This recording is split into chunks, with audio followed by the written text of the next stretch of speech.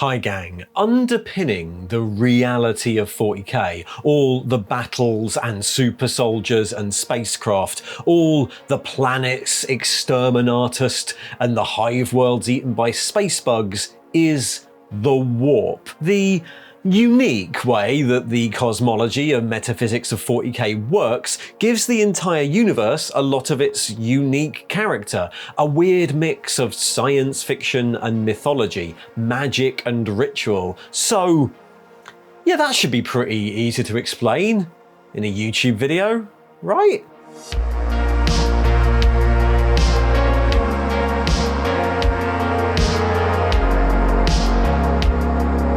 So, the warp, especially if you're just getting into Warhammer 40k, can be a pretty confusing set of concepts. The Immaterium, the Sea of Souls, an alternate dimension and a means of transport, and the home for horrific warp entities, the source of power for sorcerers and psychers, an ersatz afterlife. It's a massive part of the setting, but trying to explain how it actually works is pretty difficult. And partly that's because in-world, the warp is barely understood and heavily mythologized. The truth of the warp, if there is one, is obfuscated by all the ritual and beliefs surrounding it. So, in this first of a few videos, I want to go through what we actually know about the warp. If you strip it back, remove as much of the mythologizing as possible, what do we know about the warp? And how does it actually work? However, before we start answering that question, we need to take a step back first and look at the role the warp plays in all the stories. Because what the warp really is a plot device, a Deus ex machina for the setting. The warp fulfills a similar role to magic in other worlds, it's just that Warhammer is a bit vague about how its brand of magic functions. There are still rules, both in the world and outside the world, they're just a bit less defined. In-world, various species in Warhammer 40k have technology that interfaces with the warp, or pretty reliable systems that utilize the warp, but it's made very clear that none of them truly know everything about it. The analogy those species often make is to an ocean or to the weather, both things that we can predict to a degree, but can never totally be sure about. And then in the meta world of publishers and writers and novels, there's obviously a common consensus about how the warp works. There are brief descriptions of it in every rulebook, common abilities characters who are psychic say use, and common terms they use to refer to it, but writers frequently just introduce new things the warp can do, or new ways the characters can use it, and the language used around it is often structured in such a way that it feels massive and unknowable. You know, if a starship emerges from the warp, tearing a ragged portal in space-time and crossing the infinite dimensions of unspace as the Euclidean forces of reality reassert themselves on its hull, well,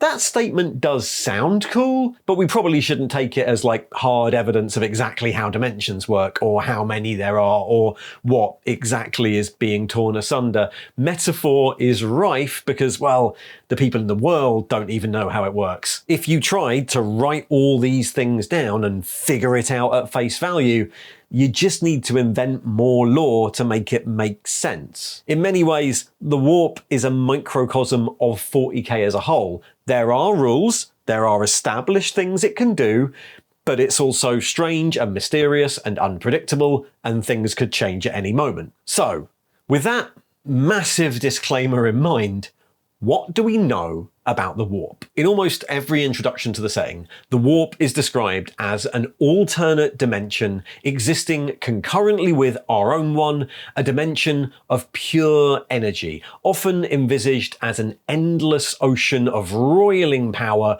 whose kaleidoscopic energies are ever in motion. It's always been present in the universe, and species in real space have caught glimpses of it in various ways over the millennia, usually without much understanding of what they're really looking at.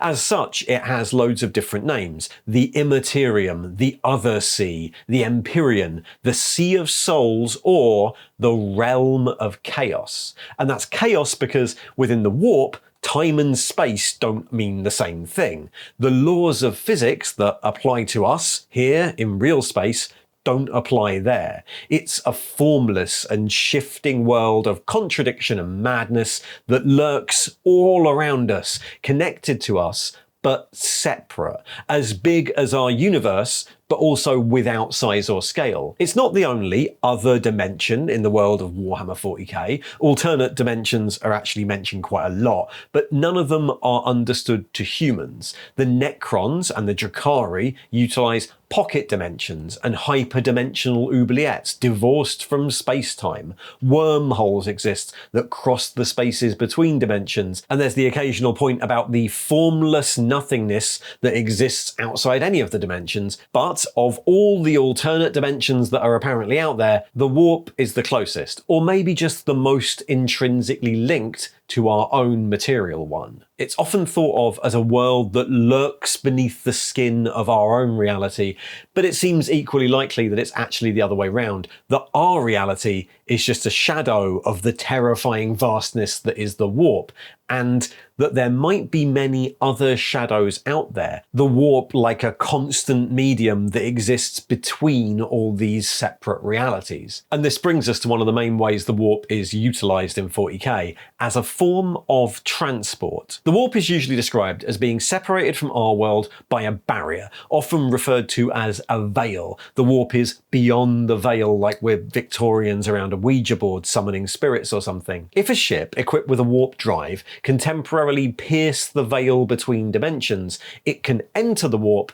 and ride the currents of empiric energy. The rift created sealing itself behind the ship as reality reasserts its dominance. It's a bit unclear if the warp drive just makes the hole and then the ship sails on the currents, pulled along by the energies of the warp, or if the warp drive powers the entire journey. It's occasionally described both ways, but since the currents of the warp can be relatively reliable, and since in the warp distance is treated like a very different concept, a ship can re-emerge after a journey of a few days or weeks, many thousands of light years from where it began in real space. But those journeys are not without danger. First, we definitely do have physical dimensions, and exposure to the raw energies of the warp can be extremely harrowing for them. The warp is inimical to real space life. Physical forms are twisted and altered in extremely painful and deadly ways, and just looking at the tides of the Immaterium can drive someone mad. For this reason, many ships have ways to protect themselves. Imperial ships have great shutters that block any view from the portholes, or Geller fields that project a bubble of real space around the ship, protecting it as it floats along the warp currents. Just like an ocean, the warp itself is prone to storms and eddies. Currents that might be stable for millennia can then shift or fall silent, stranding a ship in the doldrums. Warp storms can batter down the Geller fields until the crew are dead and it's a twisted wreck, pulled along with the current. In fact, over the millennia, ships might be thrown together as the tides of the warp pull all these stranded ships towards each other, melting them together into massive space hulks. The ocean of the warp is also far deeper and more complex than most spacefarers know. The ships of real space species are said to only really skim across the relative shallowest parts of the warp, the stratum aetheris, and there are depths within the warp no real space species could realistically navigate. Apart from physical unreality, another danger for unwary travellers in the warp is time. Time in the Immaterium does not flow the same way. Events in the warp might happen at any point in our timeline, or have always happened in our timeline. Craft caught in warp storms might emerge not just physically far away from their destination, but temporally, emerging decades or centuries after they entered the warp, even if relatively little time has passed for the occupants, or even sometimes before they entered to start with. Because of this timeless nature, seers have long used glimpses into the warp as a way of trying to predict the future, but Divination in 40k is a very uncertain science. The Farseers of the Eldar have a way of perceiving the warp they call the Skein. It's unclear if this is a place they go or like a mental state they enter, but the Skein can be seen as an infinite number of threads of fate, with a weft and a weave to it, constantly knitting together and parting as different possibilities open and close. Each decision in real space might create a new thread, a new potential reality and series of events that, thankfully, 40k never goes into beyond occasionally mentioning it for effect, because this is already too complicated before we get to like every decision creating a new reality. Anyway, we've talked a lot about reeling seas of energy, but where does all this energy come from? Well, the answer is you. The energy that makes up the warp is psychic energy generated by the species that live in real space. Potentially multiple real spaces, because we know there's other dimensions, but that's never really brought up. Many different species in our reality have a spark that connects them to the warp in some way. The absolute masters of the warp were the old ones, long gone from the galaxy, but many of the species they created share a strong psychic link to the warp. The Eldar famously have bright burning reflections in the warp, whereas the more recently involved Tau and the ancient enemies of the old ones, the Necrons, have almost no warp presence at all. Humans are somewhere in the middle, though connection to the warp can also vary on an individual level. Human psychers are humans with a much bigger warp presence. Their minds like burning flames in the warp, whereas pariahs or blanks are humans with no warp presence at all. People carry this connection to the warp with them all their lives. Often it's so small that they're only dimly aware of it, but their strong emotions can reflect over in the warp and generate warp energy. For some reason, this tends to happen more strongly with big negative emotions: fear, anger, despair, acts of betrayal, amongst all the other ones, can all feed the warp or could disturb it, creating ripples and eddies in the fabric of warp space. The generation of those emotions on a large scale, say by a disaster that kills billions, might create ripples in the warp for light years around, people feeling a sense of psychic unease or even going mad without ever knowing why. Psychers, those rare humans with a much brighter connection to the warp, can perceive and manipulate its energies, channeling that power to create seemingly impossible results in real space, but this also leaves them much more vulnerable. To control their powers safely requires immense willpower and mental strength. In fact, strong willpower seems to have a marked effect on the warp in any case. Even amongst non-psychers, iron-hard resolve or really strong belief can either harden someone against the negative effects of warp phenomena, or even marshal people's own tiny spark of warp energy to create equally miraculous results.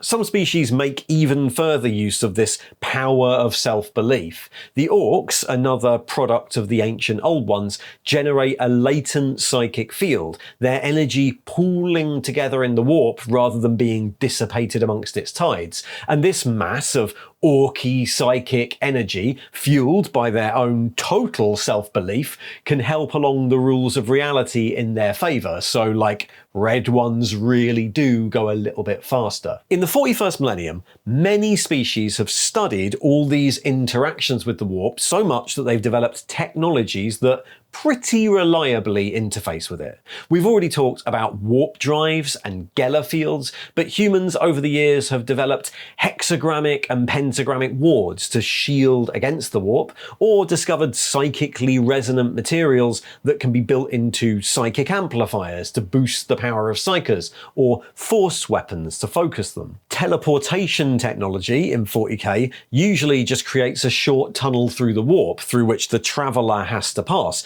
which means it's only safe if you're extremely well armoured or as mad as an orc. And on the other end of the spectrum, many people over the millennia have just discovered techniques and rituals that allow non-psychers to channel the warp to some degree. This is often known as sorcery, though that word also has a few different meanings. Genecraft and human alteration have also been employed. Navigators are a controlled bloodline of stable psychic mutants developed during the Dark Age of technology, whose psychic mutations allow them to perceive the tides of the warp through a third warp eye, allowing the ships that they pilot to make longer, faster, or safer journeys through warp space. It's important to note that they don't always use that eye to see. They could just as easily experience the warp as sounds or smells as they could visual information.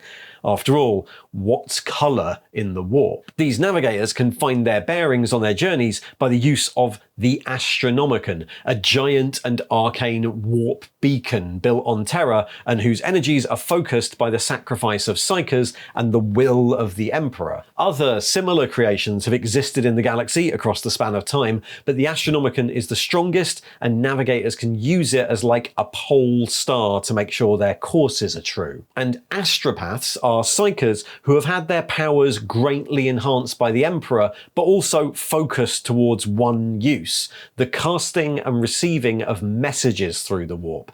Astro-telepathy, the only way the Imperium can communicate across intergalactic distances. But while many of these technologies are relatively stable, the warp remains very much a badly understood and dangerous thing to mess around with.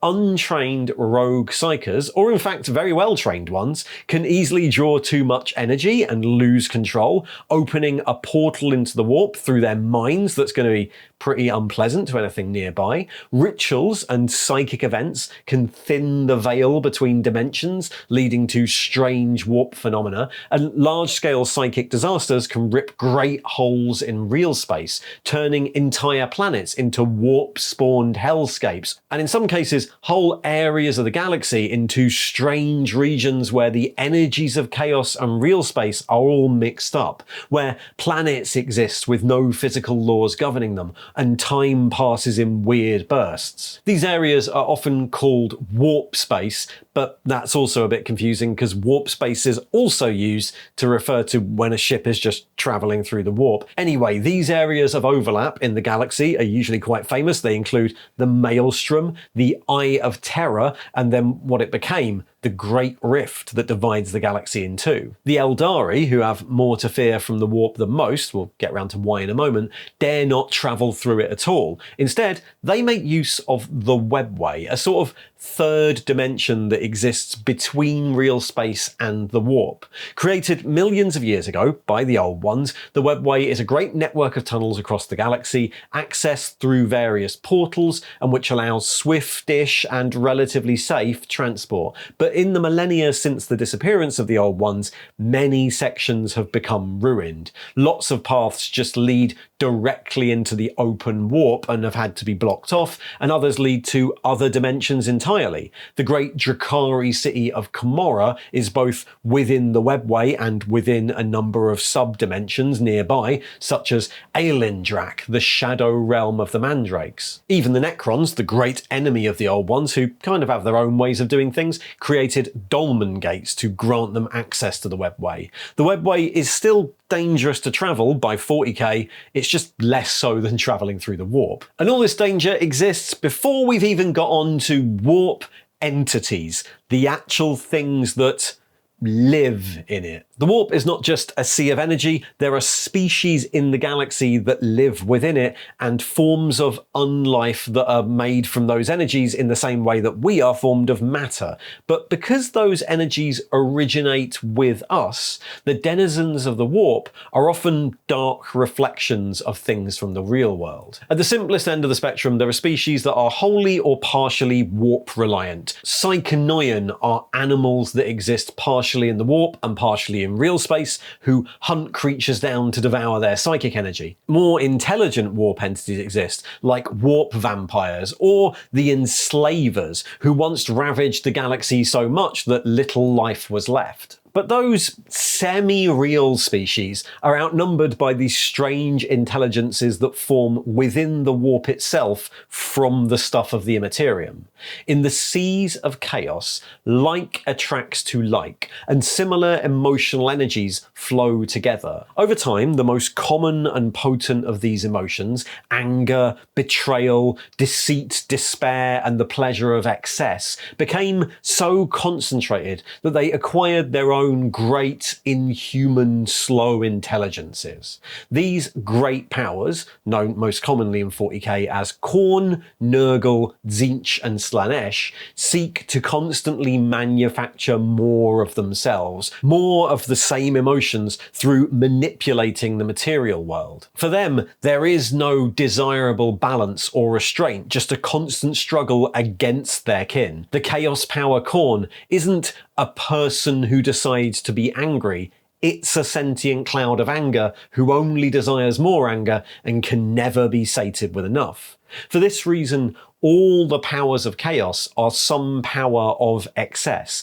innately destructive to people in the material world. There are other, lesser powers in the warp too, and any of those big powers might imbue splinters of themselves with intelligence, these never-born entities constantly seeking access to the material world through warp rifts or the minds of unwary psykers. Psykers who let their guard down might be taken over, possessed in some way by a warp entity. Rituals that thin the veil between worlds might open a gate for them, and warp rifts might result in a tide of the Neverborn spilling over the surface of the planet.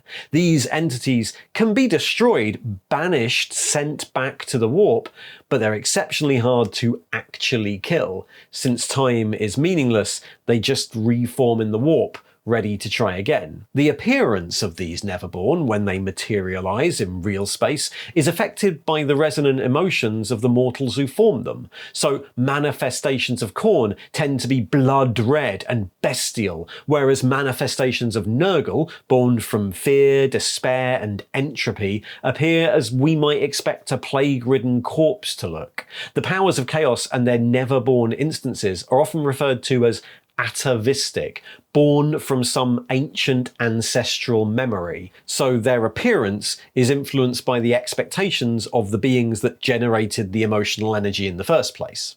How these warp-born beings interact with the material world is a source of horror, comedy, and some confusion in 40k. The great powers might try and manipulate real-world species into creating more of the right warp energy, offering gifts, strange warp superpowers as a reward. And the people convinced by this tend to take on the form of cults, worshipping this power as if it was a god. We'll get to why in a minute. And this brings up a frequent misunderstanding. Almost everything in Warhammer suggests that believing in the chaos power isn't what helps. Believing that Khorne exists doesn't create more Khorne, but people worshipping the power might enact rituals to Khorne, which probably involve lots of bloodshed and anger, and that does make more Khorne. It's not the belief that's important, it's what you do with that belief. The chaos powers themselves and the Neverborn of the warp are frequently described as not really understanding how the material world works. When a power does notice a follower and decides to give them a gift, well,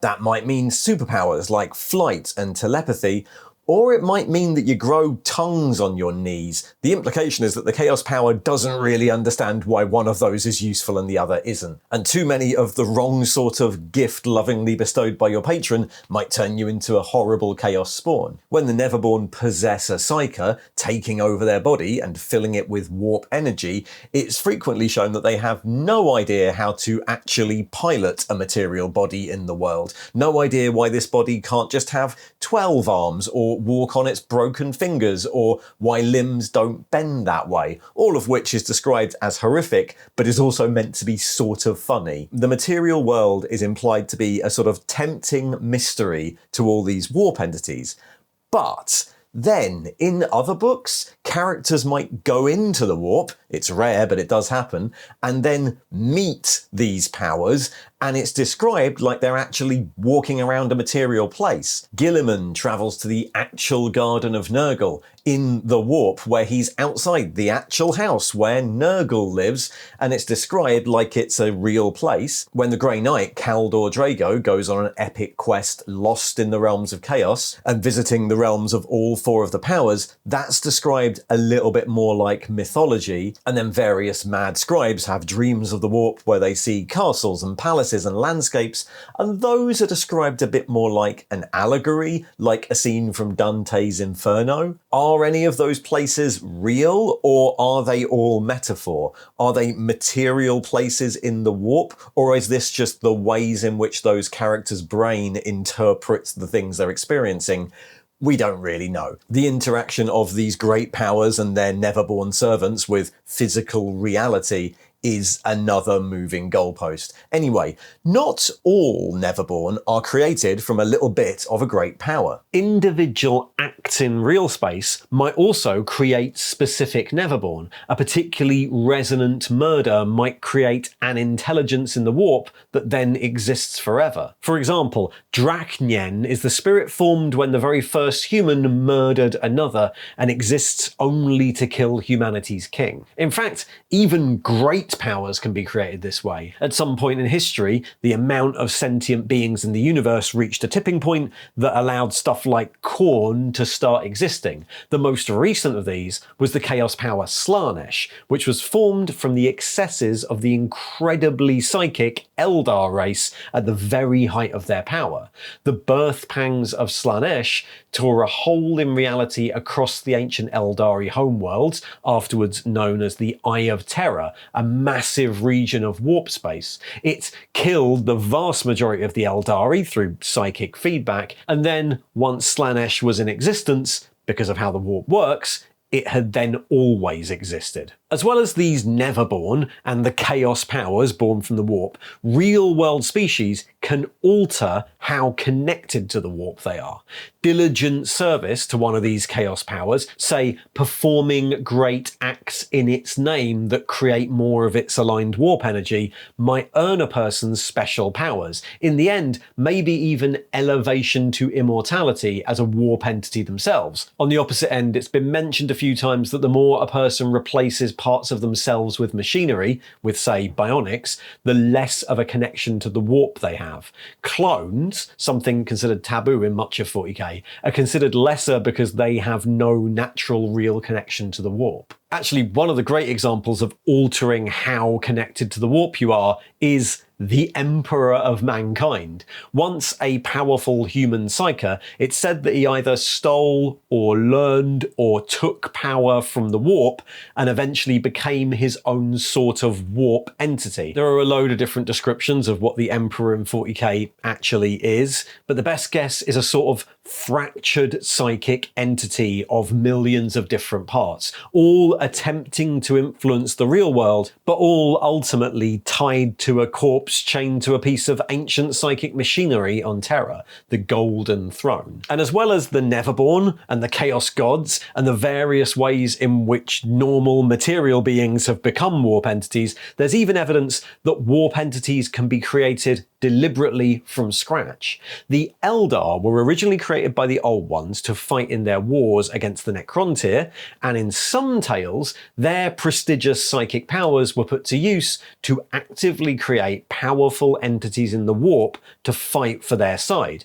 But over time, the Eldar started to treat these entities less as constructions and started to see them more as a pantheon of mythological gods. And it's here that my attempt to describe the warp in kind of factual terms breaks down, no longer able to avoid the elephant in the room: religion. In the Warhammer universe, all that stuff we just talked about has been around for as long as humans certainly have existed, and many other species too.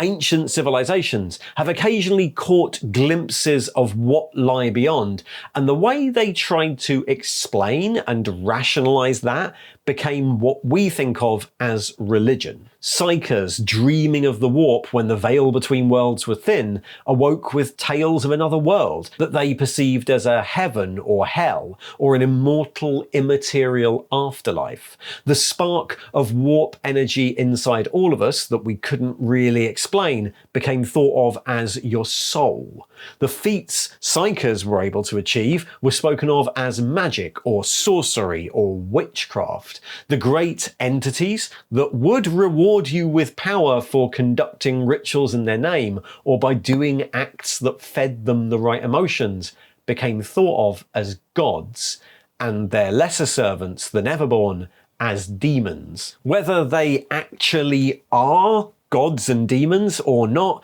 is a separate discussion. They certainly don't fit the descriptions that modern day religions might use, but in the world of 40k, those are the words used to describe those things, even if when humans were inventing those words, they didn't really know what they were looking at. And because of that, ancient myths in the Warhammer world often have a grain of truth in them. For example, every source we have points to the idea that a person's soul, their little spark of warp energy, does briefly continue to exist after death in the warp, where it's immediately pulled apart by the currents of the warp into just more energy, or agonizingly consumed by ravening demons in an instant. Oh, unless they're a psyker, in which case it takes much longer and they're really aware of it actually happening. So in a sense, your soul does go on to an immortal afterlife once you die.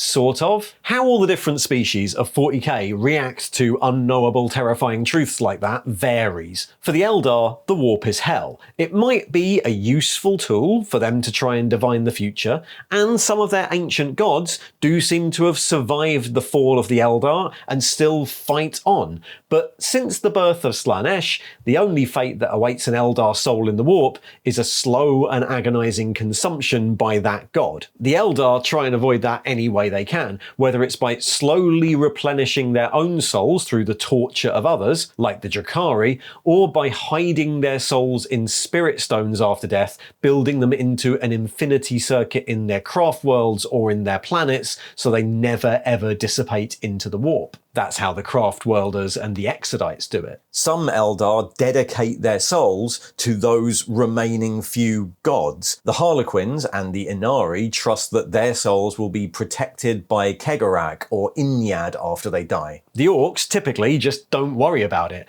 They have their own psychic entities in the warp, created from all that orky energy which tends to stick together. Gork and Mork are entities that represent the epitome of orcishness, and which the Orcs worship as gods, but in a kind of blasé, yeah, of course they exist, whatever sort of way. The Tau, who have virtually no warp presence, can only attempt to understand this other dimension through scientific means, which then often backfire. When they tested their new experimental slipstream drive, adapted from Imperial technology, just as the Great Rift opened across the galaxy, their fourth sphere expansion fleet was becalmed in the warp and attacked by hordes of what the Tau thought of as warp predators. But when the Tau's terrified human auxiliaries came under attack, their group belief in the Tau philosophy of the greater good caused the formation of a new warp entity known as Tauvar, which might have helped get rid of the demons, but was just as terrifying to the actual Tau, who had never seen anything like this before. The ultimate masters of really not liking the warp are, of course, the Necrons, the ancient enemies of the old ones for whom the warp is anathema. Necron science is based on the core underlying principles of our reality, not that one. They travel around by using dimensional corridors or dolmen gates, and they're masters in the manipulation of Noctilith, or Blackstone, a mineral substance that can be polarized like a magnet to either amplify or diminish the warp's interference with our reality. Blackstone pylons on hundreds of worlds originally kept the Eye of Terror in check, and in the 41st millennium, the Necrons are engaged in the creation of pariah nexuses, areas of space filled with new pylons to reduce the impact of the warp on our galaxy at large. On the other hand, the Blackstone fortresses are great weapons potentially created by the old ones to fight against the Necrons by being polarized the other way, to utilize the energies of the warp as a weapon. Actually, the way Blackstone works is another one of those contentious subjects described a bit differently in different publications. It's clear that it can quiet the warp in an area, which makes psykers feel like they're suffocating, and has been shown to dim the power of Imperial Saints, which definitely have a connection to the warp. But also, faith has been shown to be immune to that effect, which is a bit confusing. There's an interpretation of what faith is in Warhammer, that it's the psychic power drawn from the spark of the warp inside people, their souls. But then souls have also been described not as something that lives within you, but something in the warp that you're connected to, which would mean that Blackstone severs that connection. There's loads of theories out there, but the jury's kind of out on exactly how that works. Anyway, on the subject of faith, humanity's involvement with the warp has been extremely varied over time. There's evidence that long ago, in the dark age of technology, humanity understood the science of the warp a lot better. Geller fields, warp drives, navigators, and various other warp-based technologies were all developed back then, and there are myths of the ancient stone men who were less vulnerable to the predations of demons when they travelled in the warp. But much of that ancient knowledge was lost during the Age of Strife, when the old human empires collapsed. The Emperor, during his Great Crusade, instigated the Imperial Truth, a crackdown on religious worship, and a system to capture and control the ever more present psychers of humanity, who might doom whole planets if they weren't trained properly. The Imperial Truth's goal was to replace religions, which the Emperor felt way too easily led to chaos worship, with a sort of secular faith in the manifest destiny of humanity. But for various reasons, including a massive backlash from the forces of chaos, that didn't work out. So, in the 41st millennium, this has kind of been replaced with an extremely oppressive state religion. In the religion of the Imperium, the Emperor is an omnipotent god that watches over everyone, always helps the faithful, and who shepherds the souls of the dying to his side. Is that true?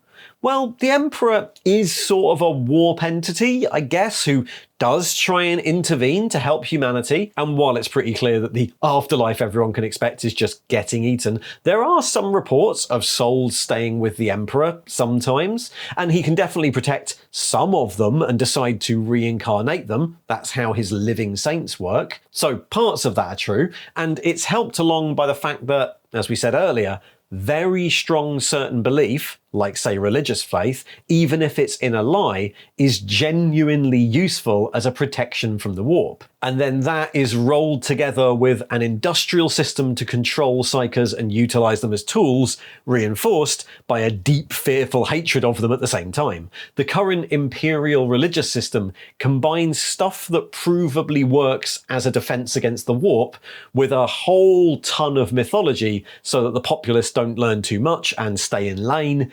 And it's been going on so long, they've all forgotten why they really do it. Just that it kind of works. This mixing up of the scientific, the cosmological, and the mythological is endemic when attempting to discuss the warp in Warhammer 40k, both in-world and outside it. The warp is both a misunderstood, terrifying science from the future and a world of gods and demons, a setting for mythology and magic, and a source of energy to be tapped by gigantic starships. It defies understanding, not just because it doesn't adhere to the laws of physics, but because a large part of it is built on ephemeral belief, and because no one in-world understands it anyway. And this is perfect for the publisher, Games Workshop, because it means the warp can kind of be whatever you want. The warp allows for some sense of science fiction, but it also allows for a lot of horror. It allows us to utilize the tropes of wizards in a fantasy setting, or witch hunters from our own history. So psychic powers might be described as lightning bolts or telepathy, things we've recognised, but in Ravener, two psychers leave their bodies in animal form and engage in a sort of sorcerer's apprentice style wizard duel. In Mechanicus, a tech priest theorises that since the warp is outside of time, it must therefore contain all knowledge ever discovered, the Akasha, and then tries to build a machine to access that. In various stories, there's the idea that if you're quick enough, you can catch someone's soul before it dissipates into the warp, or maybe fish it back out again and interrogate it for information. But the longer you leave it, the less likely that soul is to be much like the original person. But it might be a good plot device, so it turns up in, say, Eisenhorn. And other real-world mythological elements can be rolled in for fun. In some books, words have great power, and knowing the true name of a demon gives you power over it, which is rolled in from real-world mythologies. The warp is deliberately kept flexible, and it's such a shifting, fundamentally unknowable realm that it can be drafted in to do whatever an author needs to achieve in a story. Just like the rest of 40k, the warp is whatever it needs to be at a time. So that's a basic intro to sort of how the warp works, what the rules probably might maybe be. In the next couple of videos, I want to take that idea a bit further to discuss not only what the warp is in 40k, but how that same warp might be connected to all the other things Games Workshop makes, and then to look into why the various gods and belief systems of 40k are written like this, what purpose they serve in the overall world of the setting. Both those videos will be coming up soon. I mean as soon as I write them, but until then, thanks for watching. And if you'd like to hear more about the setting of 40k, there should be a little video just coming up there to the right. And if you'd like to support the channel, there's a link to the Patreon in the thing below, where you can get early access to videos, vote on book clubs, or get access to the Discord. If you'd like to get some discounts on models, there's a link to an affiliate code for Firestorm Games down there too. And of course, you can always click the YouTube buttons, like and subscribe. See ya!